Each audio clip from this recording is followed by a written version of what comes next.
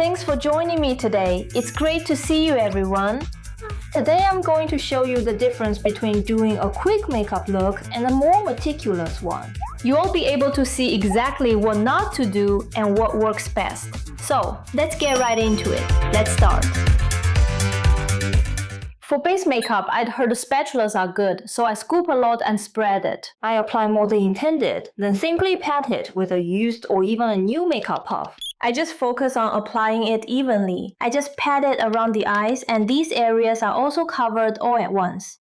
Still, blemishes, redness, and pores are visible. So I keep reapplying it. I put more on and reapply it. I meticulously apply it under my eyes until covered, then reapply liquid concealer to any remaining spots. And since I used the 21P for the cushion, I picked the 21C for the concealer.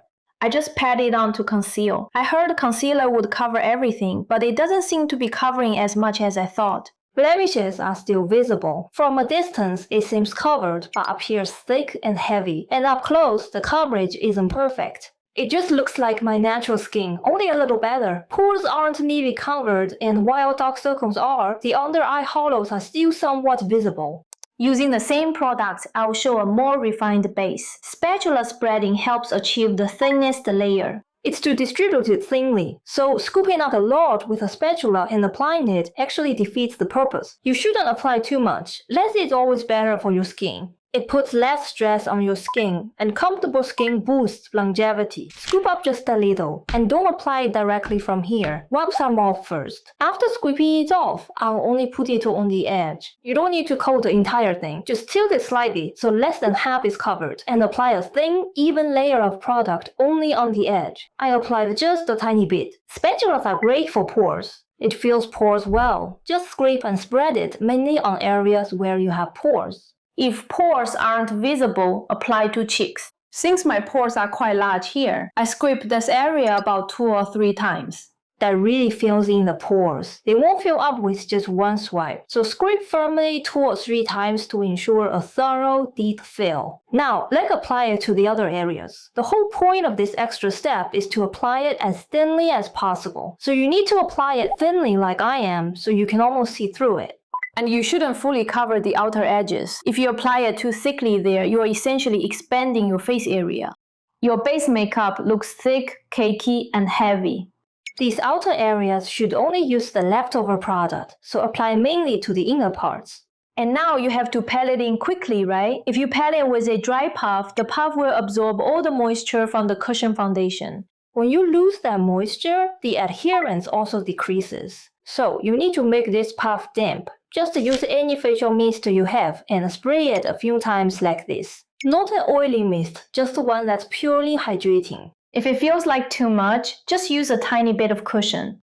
If you press down hard, you'll get too much, so just swipe it lightly. See? It picks up a thin layer. Check it on your hand, you don't want too much. By varying it lightly, the puff becomes damp, helping to retain its moisture. The adherence will greatly improve. We'll pat it in, but for smooth skin without noticeable uneven texture or pores, just pat gently. For areas with many pores and texture, only use your middle finger. Using just your middle finger narrows the area. Swipe firmly with that small area.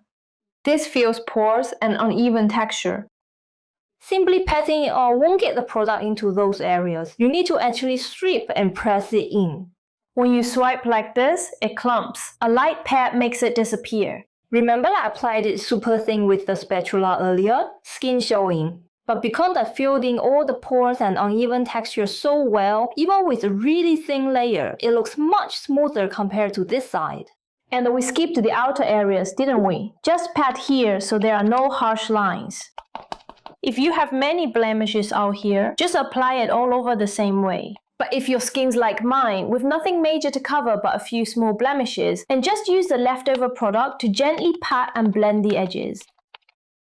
No difference, right? That's because there's no harsh line. Don't try to cover such things with cushion foundation. Cushion foundations have a thinner formula naturally. Think of them as having more moisture.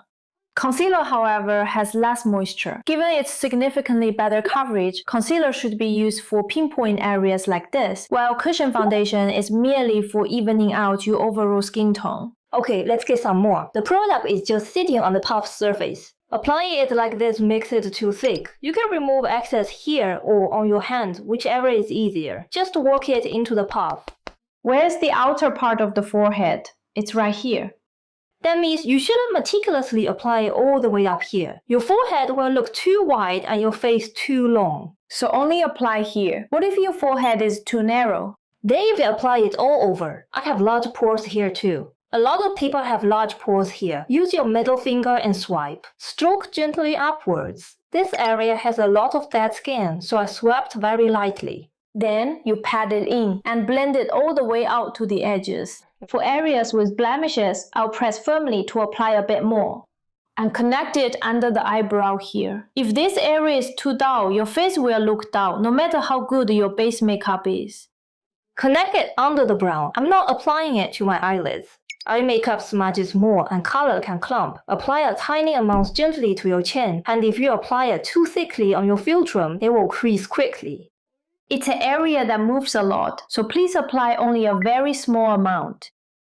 Even with light application, it covers. It doesn't conceal blemishes, but it does even out your skin tone. Even apply thinly, there's little product, so I'll dab on a bit, blend, and do my nose. Since my nose has pores, I need to swipe. Just swiping top to bottom fills them in well. The more moist the puff, the better it fills pores. After swiping, I'll use less product. With almost nothing on the puff, I'll blend it to the bridge of my nose as you don't need much there. The bone structure is prominent and the skin here is very thin. If you apply it thickly here, your base will feel heavy. It looks cakey, so you just pass over it with minimal product. Just blend the tones. And now the first layer is done. I'll only use concealer on my outer nose and under eyes. I've often mentioned this. Skin under eyes, nostrils is super thin, right? It moves and breaks down easily, needing lots of coverage. That's where dark circles are. Plus, you see blood vessels, redness, and large pores. You have to use a tiny amount, but since it's an area that gets cakey easily, you just apply one high coverage concealer and you're done. If you apply cushion, then foundation, and even concealer, it's just too much. So simply apply one thick, high coverage product and you are good to go. That way, it adheres much better and truly lasts. You know that longevity makeup video where I applied makeup, slept, and then showed it the next morning? When I meticulously apply it, it truly stays put. Okay, next, since coverage isn't enough, I'll apply one more layer. So I'll get more product on the puff, having already adjusted the amount. I'll make the center of my face a little brighter. I'm applying it gently. Pressing hard releases too much. But since I've already applied the first layer, I don't need to apply too much. While applying this second layer, I relax my hand, gently adding just one thin coat without pressing down. I typically skip my nose. My nose gets cakey really easily, so I only use concealer there. And now I'm going to use concealer. For the cushion, I used a number 21 pink tone. If I use the same 21 pink toned concealer, it might not cover the skin redness properly. I'm not saying it won't cover it at all. It doesn't make a huge difference, but for easier, quicker application, even with a pink tone base, use a concealer like 21M with a yellow undertone. Both are 21, but this is pinkish, this is yellowish. Applying pink over redness can make it look even redder. So for covering redness, yellow tones are best. One that has no redness. And I'll use a brush like this. You can use any dense brush you have on hand. After dipping it like this, don't apply it directly. Tap some of it off. Same as with the puff. Next, I'll cover the nose sides. Using this puff for everything gets it on surrounding areas, right? But the skin around it is all thin. It gets cakey easily, so I use a small brush to cover just this spot to avoid getting it on the thin skin. With cushion, you need to apply thicker for coverage. With concealer, a thin layer covers it perfectly. See? The skin redness is gone. I'll cover my pores again with concealer. With a spatula, large pores like these need about 10 swipes to cover. Just keep swiping until they're filled in, then gently pat with a makeup puff. My pores are so smoothly filled now, and then right after covering, I powder only my nose area. If you apply powder after your skin gets oily, all that pore coverage will just be erased. So you have to quickly coat this coverage before the oil has a chance to come through. My nose looks so smooth, right? And now for the dark circles, I'll switch to a flat brush like this, dip it, and tap off the excess. Always tap off the excess. This way the brush is coated thinly and evenly all over. I switch brushes for under my eyes because thin brushes spread product more thinly. It's ideal for covering dark circles. Mine, you see, are reddish and purplish. I use the yellow toned concealer because my dark circles are reddish. If yours are dull without redness, use a pinkish tone. It varies for each person. With this concealer, the coverage is so strong that even a thin layer covers everything well. And instead of applying concealer directly to your face and spreading it, a brush like this provides a much thinner, more even application. So instead of dabbing it on like before, I'm applying it with a brush. After concealing dark circles, apply concealer to remaining blemishes with a small brush. The brush should always be similar in size to what you want to cover. I used the brush sized for dark circles, right? Now I'm using one for blemishes. The brush changes depending on what you are covering. Since I'm covering small spots, the brush should be small. Just a puff won't cover it. But this way, all blemishes are covered. And do you see this slight bluish tint here? It looks a bit greenish. It's green from plucking my brows. This green is hard to cover with skin tone. So for this, you can use a peach color. This is the Peach Match Concealer from Holika Holika. It's a peach salmon color, so I'll adjust the amount carefully and cover this area too. A nude shade won't cover it. This bluish tint needs a reddish tone. There's a bluish tint under my eyes. I'll cover it. Just a little bit. This is why you also need color correctors. And with this base makeup, you can also create a dimension. It not only makes skin look good, but also fills sunken spots, making them appear fuller. The Peach Match Concealer comes in cream ivory. It's a bright color. Get it on a thin brush, control the amount, and make sure you only use a little. So by filling in any uneven sunken areas, you can add volume, vitality, and dimension to your face. Some apply highlighter for sparkle, but brightening with concealer during base makeup makes features fuller, enhancing dimension. Don't apply it too thickly. Use a brush to apply a thin layer, then gently pat it with a makeup puff. Then, with just a tiny bit left, lightly tap around the outer edges of your nostrils to erase any shadows. I blurred the edges of my nose a bit to make it look smaller. This makes my glabella look fuller, adds volume to my smile lines, and brightens my mouth corners as shadows can make them sag. Brighten this area too. Use a small amount, apply thinly to avoid creasing, and even after covering your dark circles, the teardrops are often still visible. They don't get covered well because they're either too deep or the fat underneath is puffy. Coat this concealer evenly, and since the teardrop is quite thin, use a brush of similar size. The brush must fit what you're covering. I'll just gently tap to cover this teardrop. Just covering this brightens my complexion considerably. Then using a makeup puff, gently tap along the defined edges and watch the teardrop vanish. And with that, my face makeup is done. I applied a very small thin amount so my skin feels quite light and looks very natural. It actually feels really comfortable, not heavy at all. However, because I meticulously covered only the specific areas that needed extra coverage, the base makeup is very thin, yet it provides 100% complete coverage. When I do my base makeup this way, it lasts a long time. It doesn't budge, so I never touch up my skin unless it's a really important day. No need to, but if I rush, it will break down. For setting powder, I really load down the brush, strip off the excess, and then pat it on. I don't really know how to apply it in different zones, so I just put it on wherever I feel like it.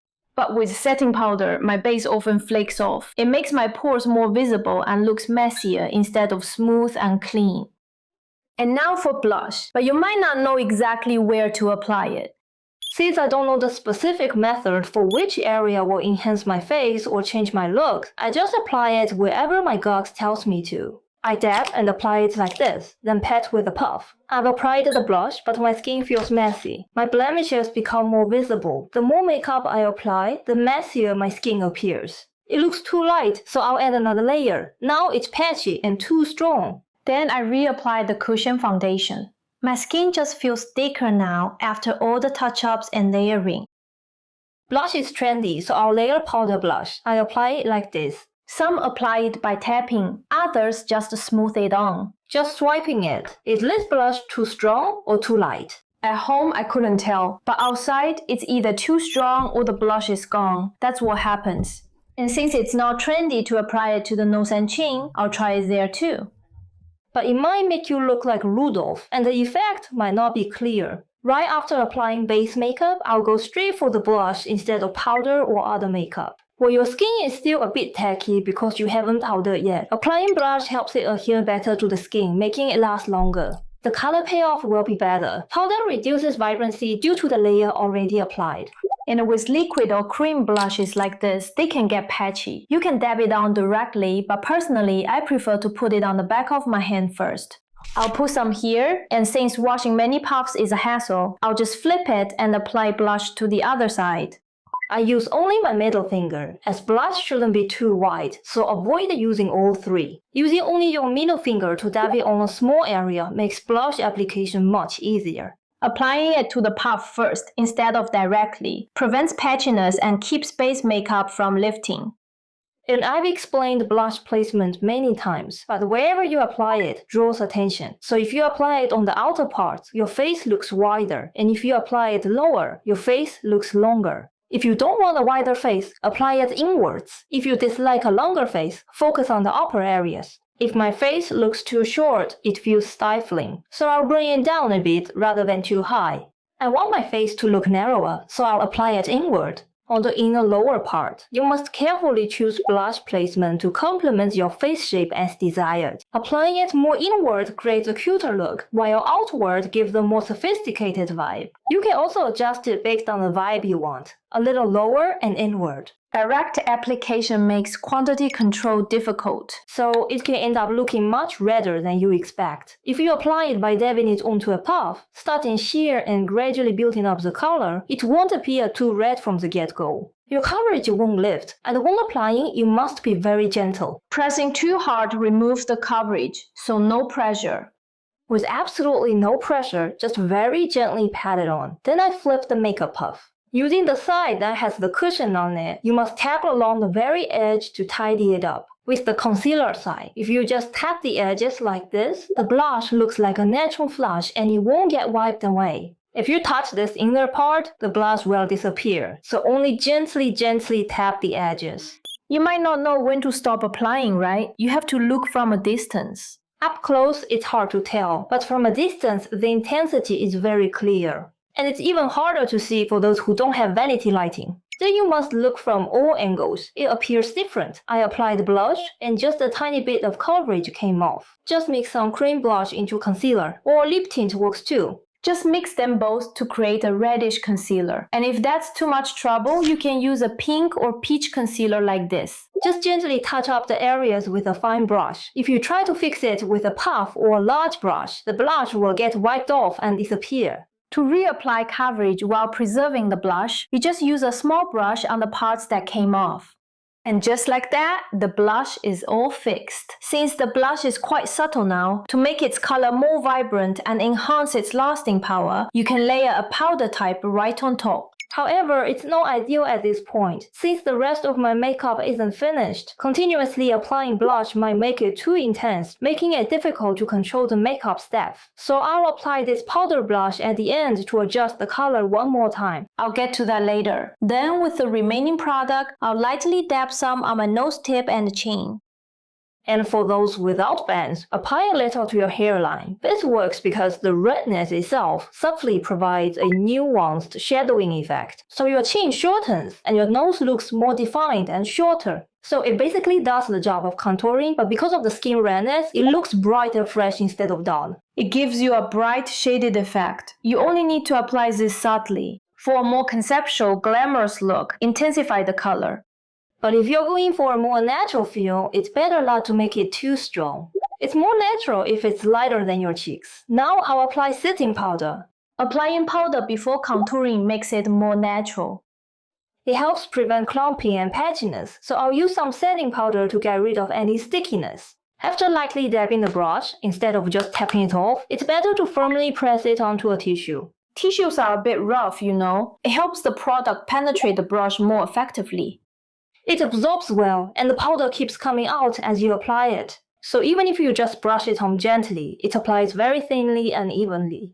I did my nose, so I'll skip it. You can powder the entire front of your cheeks.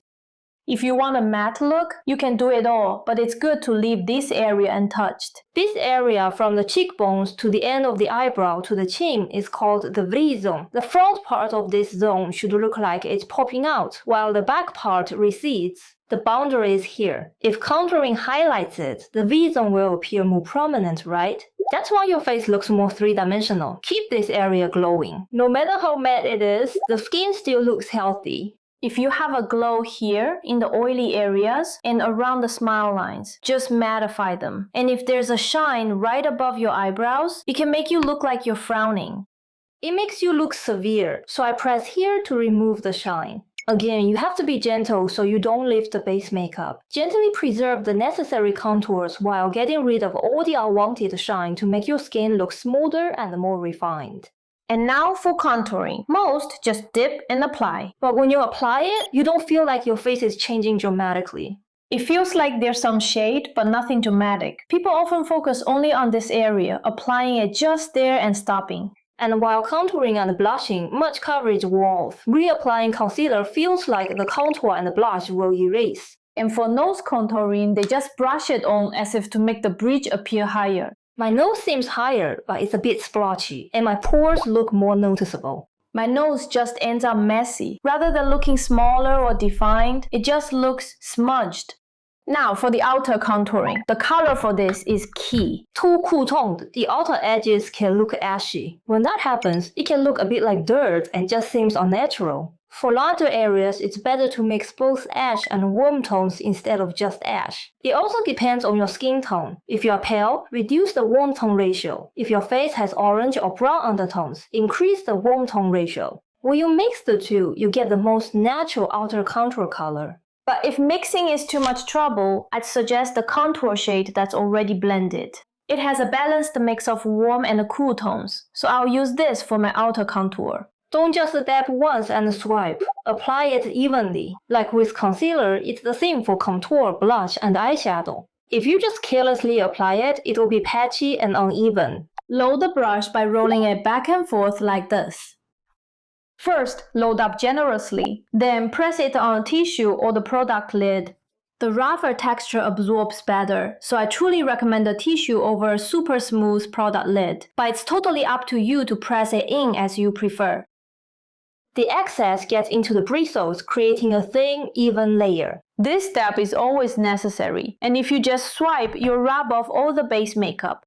To avoid messing it up, you want to tap it on, gently, starting from the very edge. Start from the edge, making it darkest there, then move inward gradually. Keep applying. How far in? Only to the areas you want to sculpt when looking straight ahead. That's how contouring works. It needs to be effective when viewed from the front. That's why you must do it facing forward. My side cheekbones are a bit sunken, so I can't apply much there. So I contour side cheekbones, skip here, and apply underneath. Looking at your face, skip the hollow parts and focus on the prominent areas. And don't just contour right here, you must apply it to all the connected parts. Under the jawbone, the neck, and the up to the ear, it all connects. From the side, it won't look dark just here. And contouring can lift your base, right? So how do you fix this? Well, I have a darker concealer here. I'm going to use the sand color. With a shade darker than my skin tone, I'll use a new brush to cover only the parts that got erased. Because the contoured area is dark, covering it with your skin tone concealer will make it too noticeable. And for nose contouring, use this product. If you don't have it, use a cool tone shade. It differs from outer contour. That's a broad area, but the nose is narrow. When viewed from the front, it's a very prominent area. So if even a hint of color appears, it won't be seen as contouring, but just as a color patch. Therefore, to truly give up a shadow-like appearance, it's most natural to use only grayish colors for nose contouring. I mostly use lighter shades first. You absolutely must control the amount like this. You must think of the eye socket as connected. Your eye socket, brow, and nose are all joined. Don't think of them as separate. Press by the eyebrow, then follow the eye socket's curve. You can see it, right? If your eye socket curve isn't visible, press down here. You'll be able to feel your eyeball. You have to paint along the shape of this eyeball. That's what makes it look natural. Follow the eyeball and then connect it to the area between your brows. Don't press too hard. It will remove your base makeup and look patchy. Even if you just tap lightly, the color applies very naturally. You don't always need to contour. If you already have natural shadows, you're fine. And you also connect it to the bridge of the nose. What if I don't want my nose to look longer, but shorter? Then the bridge contour shouldn't go all the way down. It should fade near your eyes. Otherwise, it will look long, so fade it out here. Don't go any lower. But if your nose is short, making it shorter makes your face look stuffy. So you need to bring it down a little, connect it all the way down. For the nostrils, switch to a thin brush like this one. I don't need to shape my nostrils. I just want my nose to look higher. You can use the same brush for that. However, if you're like me with a wider nose that you wish to narrow and make appear more defined, using a fluffy brush on the sides of your nose will only maintain that fuller appearance. So to make it look slimmer, you have to switch to a thinner brush. So this time I'm using the dark color. Tap off the excess to prevent it from being too dark. Then define the shape thinly. I'll apply it here and on the other side too, in a U shape that's a bit pointed at the end, like a V. This makes the nose look sharper and more defined. After applying it, I'll go back to the big brush and blend it out. I had really big pores, right? I covered them thoroughly, so I must protect that coverage. That's why I'm tapping gently. That way, less of the coverage comes off. It's really easy for your skin to look messy when you do contouring. So tap gently. See how I apply the thin, slightly darker line here? It makes my nose look really defined. And I'll create a shadow under my nose too. This makes my nose look higher. And by adding some here in the deep above my lips look fuller, right? Adding a shadow like this under your lip also makes your lips appear more voluminous, doesn't it? Then this empty space also decreases. And I will apply highlighter one more time.